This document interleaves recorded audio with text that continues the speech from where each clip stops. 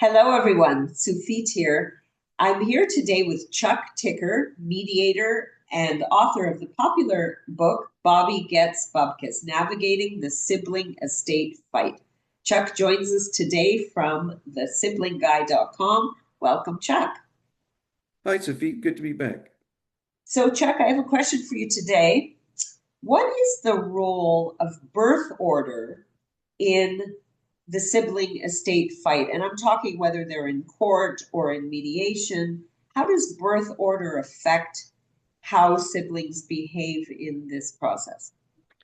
Well, that's an excellent question. I done a little bit of reading on it, but I'd like to do some more research. Maybe we can do another video down the road. But there's definitely a difference in personalities, I think, based on where the sibling fits into the birth order. I mean, let's see, you have three siblings for this example, and the eldest or firstborn, you know, tends to, be the leader or the so-called more responsible one, or thinks that they're more responsible and knows uh, how to handle situations better. So you'll see that in estate disputes or mediation where that firstborn tends to be the one who wants to take charge and may be a little stubborn even about how things should happen, a little more fixed in their ways, maybe because they were first on the scene and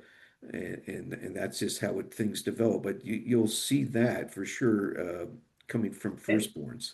And just to put a pin on this one, they come by this honestly, the firstborns, because often parents deputize them and make them the assistant parent, and put them in charge of things, put them in a leadership role.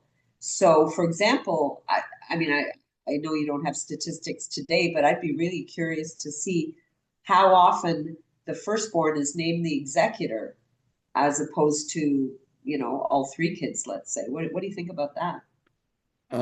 Well, yeah, that's a common thing that parents and we can talk about this in another video too, because I actually see it's also a cultural issue sometimes. But it's not unusual for uh, parents when they're doing their estate plan to say, well, who should we name the executor? Oh, let's name our eldest because they have more experience, they're more responsible, and then that's not always the way to go.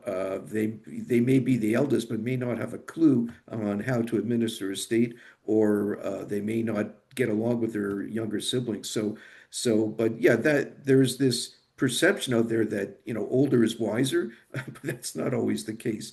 So I don't know if you wanted to talk about some of the traits I see in other birth order rankings. Yeah, go ahead. Yeah. Let's see. So I talked about kids. So let's see middle sibling, or the one that's sandwiched in between. And sometimes people say that the middle sibling's the more troubled one, but uh, I also see the middle siblings being more flexible, more of the peacemaker, more of the negotiator, wants to see the dispute resolved, and you'll see that come out in a mediation, where the middle child is uh, is got a tendency to want to bridge the gap between the other siblings. Um, That's interesting. That's yeah. interesting. I wonder also if there's a tendency, maybe as a middle child, to feel overlooked a little bit. Does that happen?